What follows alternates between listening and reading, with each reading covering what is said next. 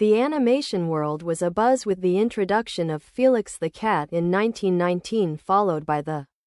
mischievous antics of Tom and Jerry in Puss Gets the Boot 1940, but it wasn't until Andrew Lloyd Webber's iconic musical Cats, based on T.S. Eliot's whimsical Old Possums book of practical cats 1981, that audiences were treated to a feisty feline extravaganza featuring a cast of sassy and spirited cats who danced and sang their way into the hearts of millions worldwide.